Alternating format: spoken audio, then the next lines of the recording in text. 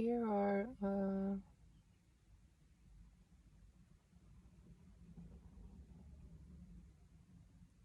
here are some things. I guess in this video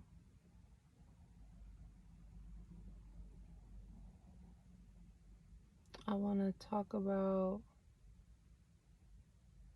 what I've learned about God so far.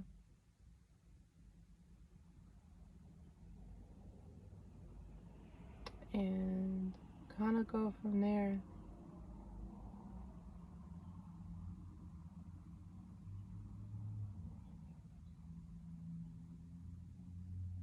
Where do I start with that?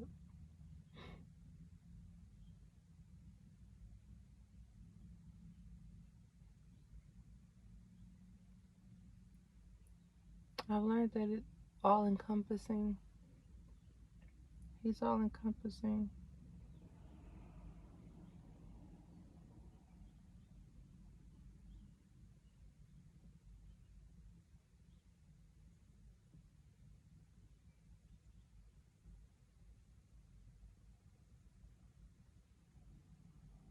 I am that I am. For sure. I forget what book that's in. I am that I am. Oh, that's when he was talking to Moses. And Moses was like, when he had to go talk to Pharaoh about letting the Israelites go. And he was like, all right, so when I go talk to this Pharaoh dude, you know, he gonna be looking at me like, who are you and why are you here? And God was like, I am that I am. Just say I am. Like, don't worry about all that. And it's interesting in the I believe that's in Exodus, the book of Exodus. And it kept saying that God was hardening he would harden the Pharaoh's heart. And he kept hardening his heart after every time Moses would go, like tell him that I'm about to tell him that if you don't let him go, that I'm about to, the water is gonna turn to blood. Or it's gonna be a plague of frogs or locusts. And every time Moses would go, he'll go tell him like, "Hey man, you better let him go, cause he ain't playing. you about to get a whole bunch of frogs around here." And Pharaoh didn't believe him, didn't let the people go. Moses go back like, "All right, God, what you want me to say? Well, what we doing now?" He like, "Go tell him that it's gonna be a bunch of locusts. Tell him it's about to be complete darkness." Every time Moses would go tell him, come back. And just like God said, he's like, he's not gonna let him go, because God was hardening the Pharaoh's heart. And as I'm reading that, I'm like, all right, God, why you keep hardening his heart so that he won't let the people go? And as I was reading it, I was kind of getting this understanding that I was looking at it through the wrong lens. It wasn't about Pharaoh, because the Israelites had prayed that they were praying to God to help them. They were enslaved.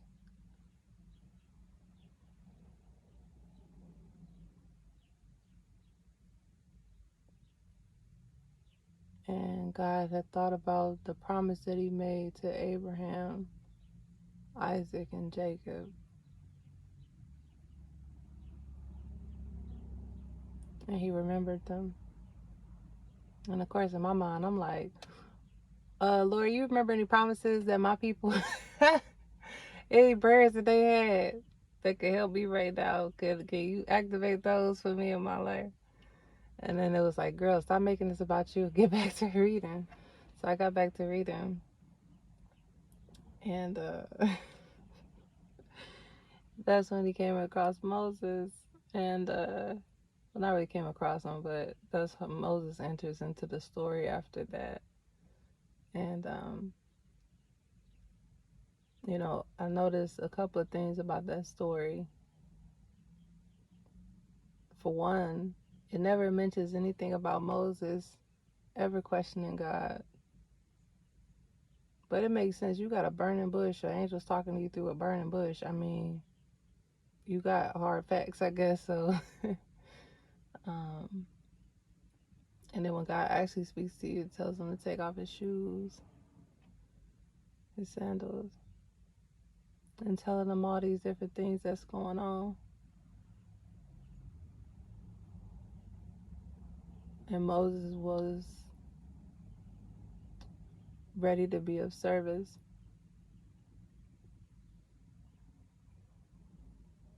So he submitted himself.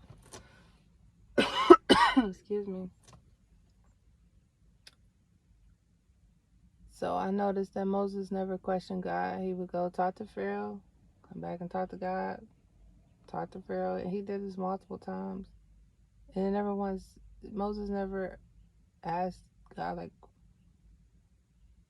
why are you doing this? Or why we gotta keep going back and forth. He was just obedient. And I then started to think about, I think it mentioned something about, like, after the first time, God was like, let his people go. And Pharaoh was like, all right, I got you.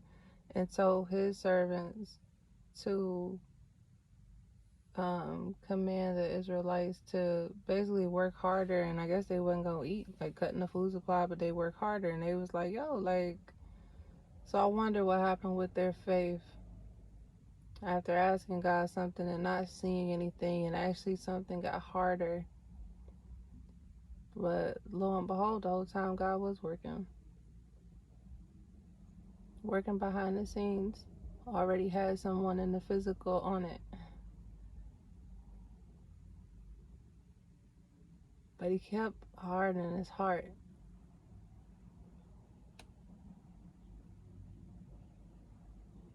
But God told Moses that he's like, he's not going to listen to this.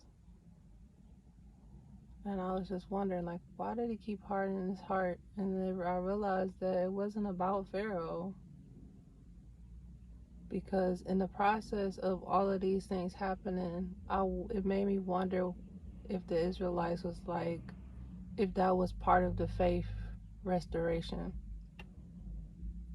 Because all those things were happening to the Egyptian, all those plagues and all of those things that was happening, God made sure that it didn't touch not one Israelite, but the Egyptians, it did.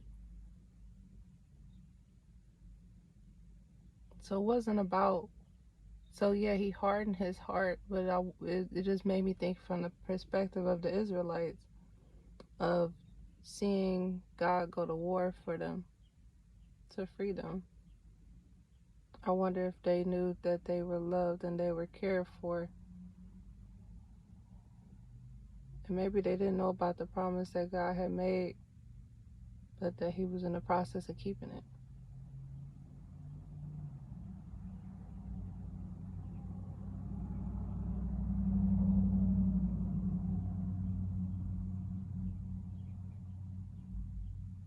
I am that I am.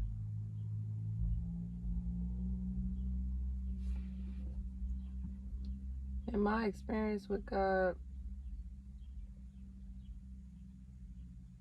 I guess what triggered this is I was watching a clip from this YouTuber. Her name, I think what do you call that? Like, her YouTube name is Daughter. And I came across her maybe about a year ago the first time, and I watched a few of her videos, and I'm like, oh my goodness, this describes the relationship that I feel that I have with God. Like, the way she describes it is exactly how I've pictured it, um, but it probably doesn't match up to religion.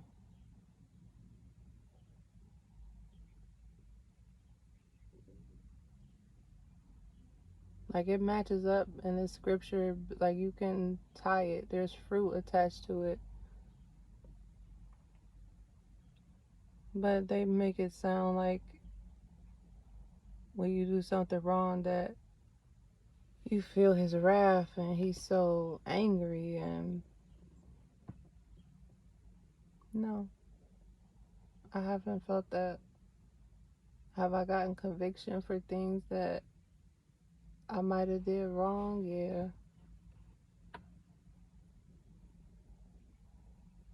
But even when it was stuff where it's like he slowly pulled me out away from things that were not of him.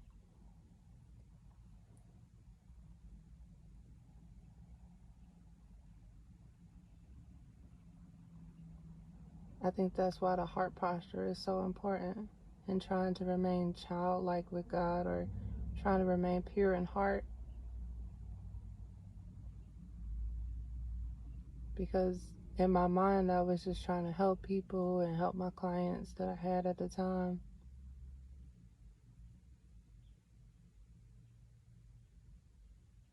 And I would feel his presence, like it's just so peaceful and so all encompassing.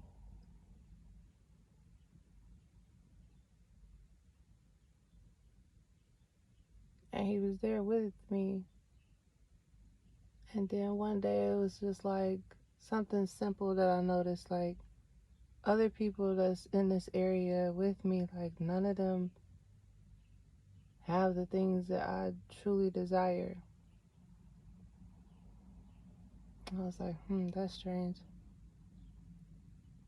And then I would notice certain things that they would talk about and say that I never paid attention to. Like I'm usually the type to just mind my business and do my thing, but for some reason during this season, that all this was happening, I started to listen to what they were saying, and I'm like,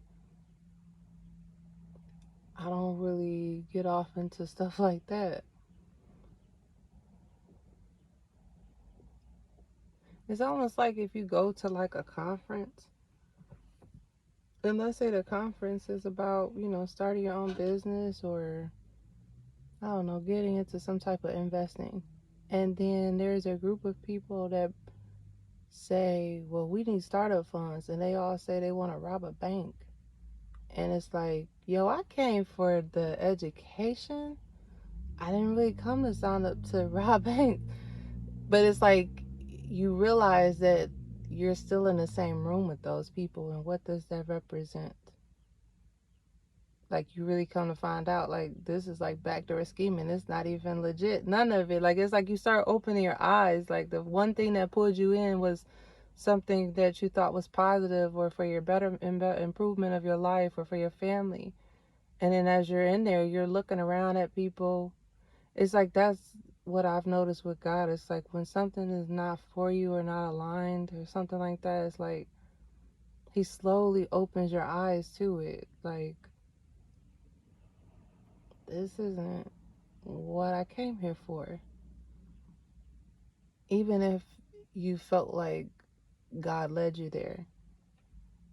Some people think that when people get into stuff and it's like, well, it says in the Bible that this and this is not of God, or this is sin. And you're like, well, I felt like God sent me here, but why is God's presence? Why do I feel him so strong? Like, if you've ever felt God's presence, it's unmistakable. There's no way to describe it. Like, you just know that.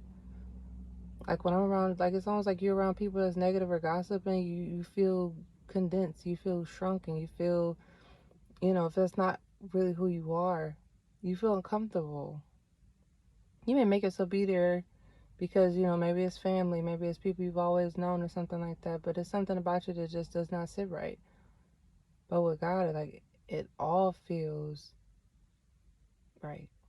Like, it feels love, there's peace there, there's just like this comfort feeling. And you're like, when I was told to go here, I could have sworn like this was that God led me here. And sometimes there are moments where we give God credit for stuff that, or we want to say that God said something or did something when it was really just us. But then there are moments where I've noticed where I'm like, no, I'm pretty sure And even how certain things lined up after the fact. It's like, well, the people that would help me, I'm like,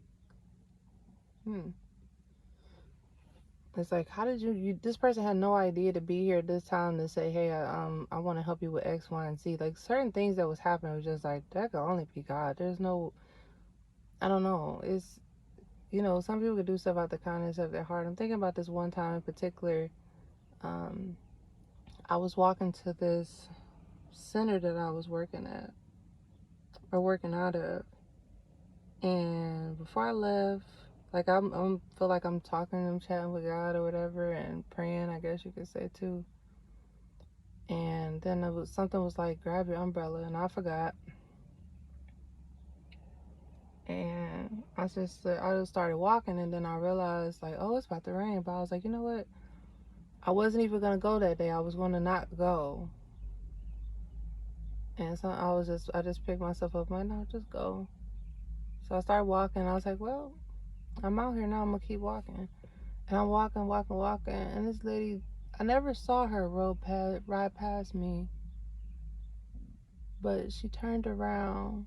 She said, this is what she's telling me. She's like, I saw you walking, and I felt like God wanted me to give you a ride. I had no idea where you were going or what you were about to do, but I just felt compelled to turn around and give you a ride.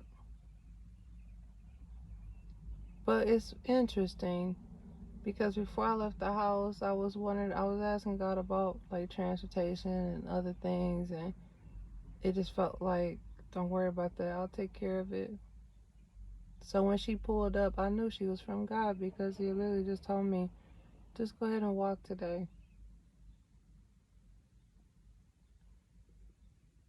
Don't worry about it.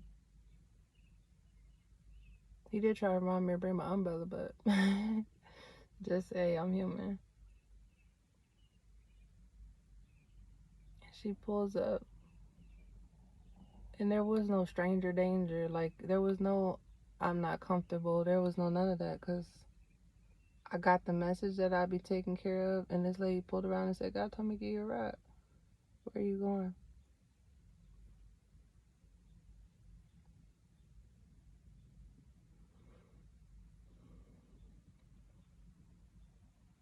It's like taking care of me even when I may not be doing what I'm supposed to be doing, like as far as what God doesn't like. The fact that he's like, I'm still gonna be here with you because I can see that you really don't feel a part of this community, or you really don't feel like you belong in this organization. But you're doing it because this is, you're trying to help. And I'm gonna get in here with you, and I'm gonna help walk you out. And that was something that Deanna with the YouTube channel daughter, that was something that she was talking about. Not in the video, the clip recently that I seen, but she had mentioned that before. I think like probably like a few months after that incident happened, I came across her channel. How it's not that he's so angry that he turns his back on you. Because I've always believed in him. I've always felt like I've been close with him. And it's like he's not afraid to get in the trenches. That's another thing I've learned about him. The only it's like that friendship where it's like you want to be the loyal friend, and you want your friend to be loyal to you. You want somebody in your corner that stays 10 toes down. It's like you going through, I would never abandon you. I would never turn my back on you. Like you would have to disown me in order for me to let you go. Doesn't mean I stop loving you, but I've also given you free will. And I keep choosing you as long as you keep choosing me.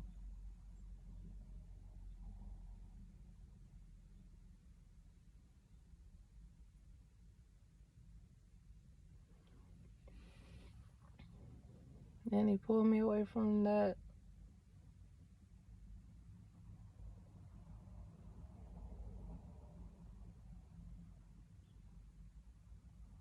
But just opened my eyes beforehand. Like, it's like a slow. And sometimes we wonder, can we get it wrong or not? And it's like, if God wants you to not be somewhere or not do something or do something, He will make it known by what He allows you to know. Like, what He allows you to open your eyes to and to see. It's just we have to be careful that we don't cling to things that He's trying to remove. And I wonder how much pain we've caused ourselves because we weren't able to see what He was doing or trust Him enough to do what's best for us, because there's a lot of familiar things.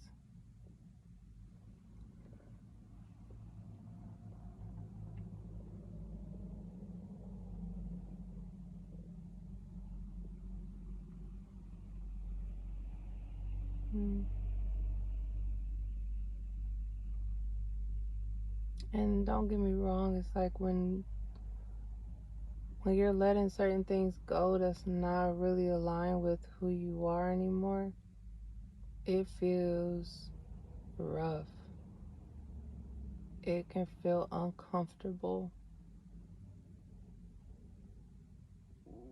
And you just, I think that's when some people think that they're lost.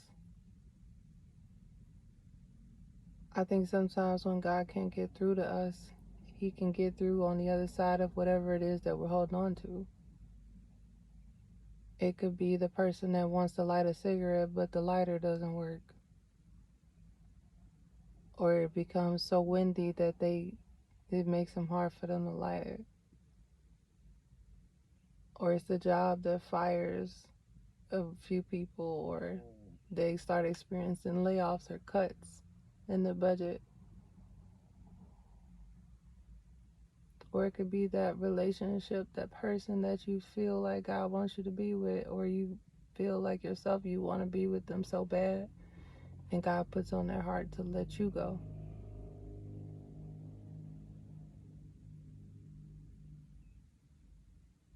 And every now and then it's good to zoom out of that to see, so that you don't zoom in too much that you don't see the bigger picture, because He's all encompassing.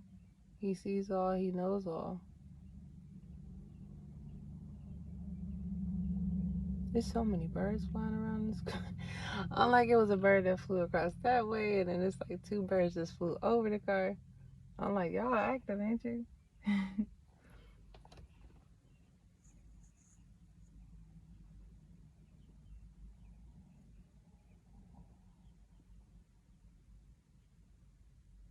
There's really no wrong way to go. It's like if He needs you to shift and pivot, He will shift you and pivot you. The one thing that I've been learning recently is that, and I've heard this before about, sometimes you're not waiting on God, God is waiting on you. And then I've also learned there's a difference between I can't move without God and I will not move without God.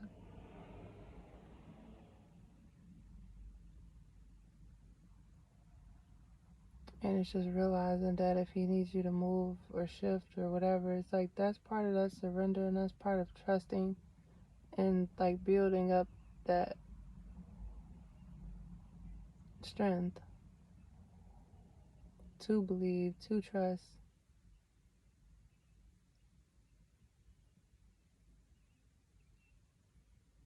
Because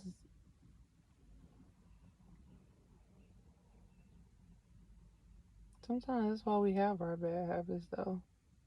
We go through so much loss, or things being stripped from us or taken from us, or stuff we have to let go or strip ourselves from. And then we start cleaving to things that are not the best. And some of us just reach for things because we don't know what else to do.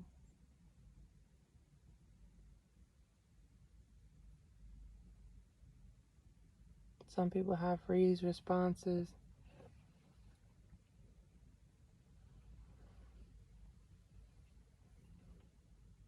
from dealing with a lot of pain and stuff like that. But I'm just looking at this lady. She just pulled into this parking lot and trying to figure out what she's doing. Excuse me. But I don't know. It's interesting. And sometimes he is waiting on you. Like, what do you want to do? Have a plan or what you would like to do, and just go for it.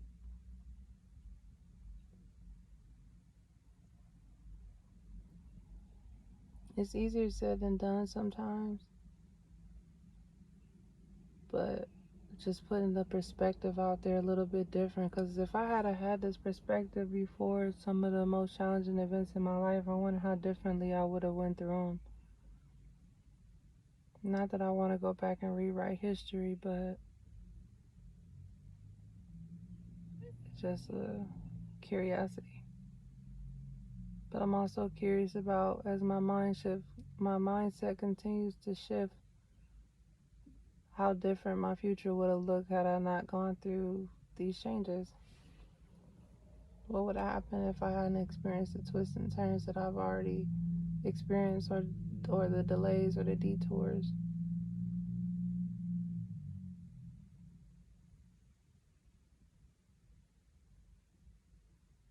Sometimes these spiritual awakenings or transformations are tough. They take a toll, and sometimes you just want rest.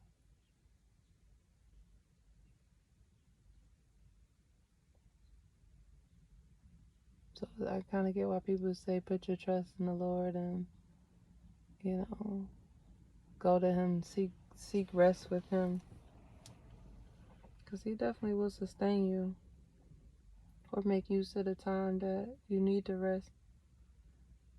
Help you to not feel guilty or feel bad that you're not doing enough, that you're not moving fast enough.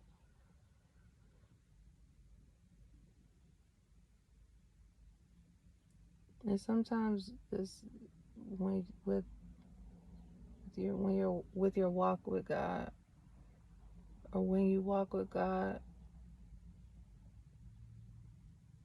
your views are not the only thing that's changing. Sometimes it's the people around you whose views change of you. Some people are positive out loud, and some people are negative away from you.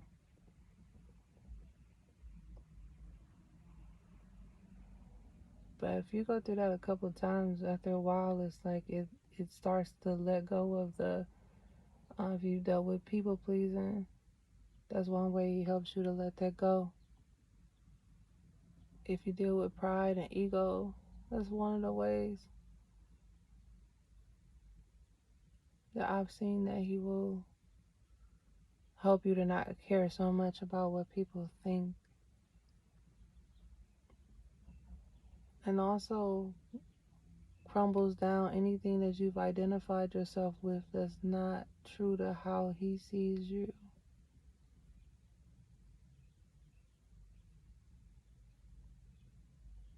The other day I was getting up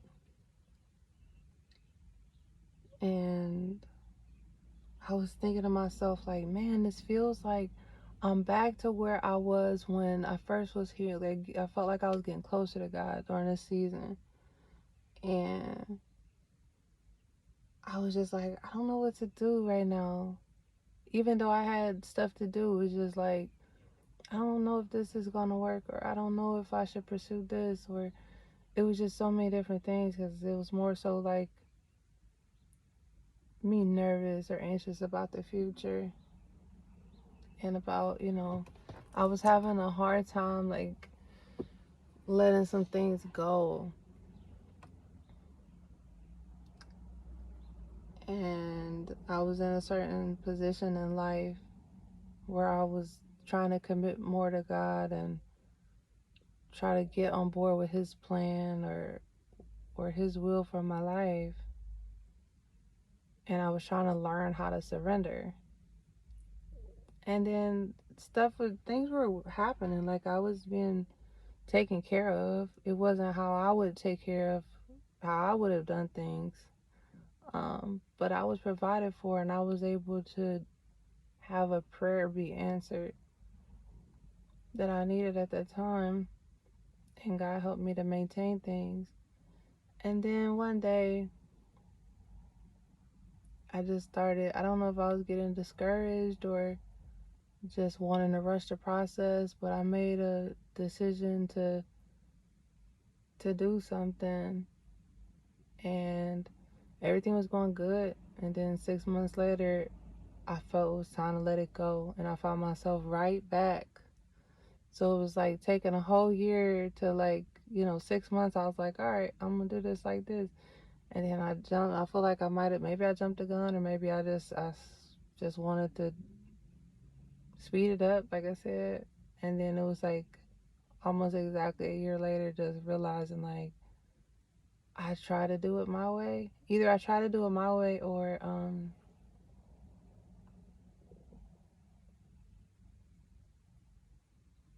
yeah, maybe I try to do it my way. And I was like, I'm right back where I was. So the other day, since then it was kind of just like, let me just try to relax into this. I'm here right now for a reason. Let me focus on what am I? Am I learning something in this? Am I being prepared for something in this? And I'm like, I'm just gonna relax and just do what I know to do. And in the process of all that, like a couple of days ago, I heard, you're not starting over, you're rebuilding. I'm like, ain't that the same thing? Because it feels the same. Like, to me, it feels the same, but it's almost like, you ever, I don't know, maybe kids are good for this, but like, you hurt yourself, you get a scar or a wound or something like that, and it's like it's okay until you touch it. So when I heard, I ain't gonna lie to you, I was like, that is the same thing. It was like almost like I was like, let me just coast through this. I'm gonna just surrender. And then it's like, you're not starting over, you're rebuilding. It was like, ooh, touch it. I'm like, ooh, don't touch it. I was trying to be cool. And I was like, let me just, you hear people talk about meditate on His word. It's not so much talk about meditate on what He says or what, the Holy Spirit puts on your heart, or in your heart, and or your mind. And I went for a drive, and I was just like, you're not starting over, you're rebuilding. And I'm like, just stay cool and just let it connect. And so far, what I've realized is that everything that I've been letting go of in the past few years, I know I'm at a very pivotal point in my life right now. And everything that has happened over the past few years has literally been leading up to this moment in time. And I think other people can resonate with this. It's not just it's becoming more of a knowing than just a guess or a hypothesis or a wish, a prayer, a hope. It feels like it's becoming more of a knowing, because it's not actually starting over, because And it is rebuilding because I'm different.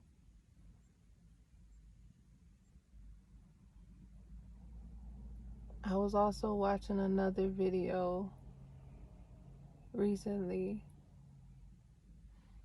and the guy was saying sometimes we've already worked through some type of pain or trauma, or we've already healed to a certain point, but we may be too nervous to out test it out. And this guy gave the example of, like, if you sprain your ankle and you've actually taken the time to rest, you didn't get on it too soon or anything like that, and you've given yourself adequate amount of time to rest, and then you are still nervous to, like, go run again or go jog or uh go shoot some hoops or something like that.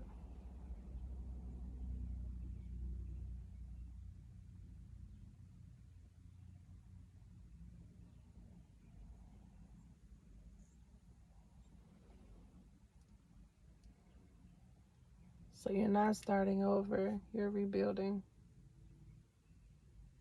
and you may be where you need to be, and you may have to accept that nothing will be replaced in this season, but just to know that what you've asked for has been fulfilled. So I'm gonna leave it there, guys. I'm gonna talk to y'all really soon.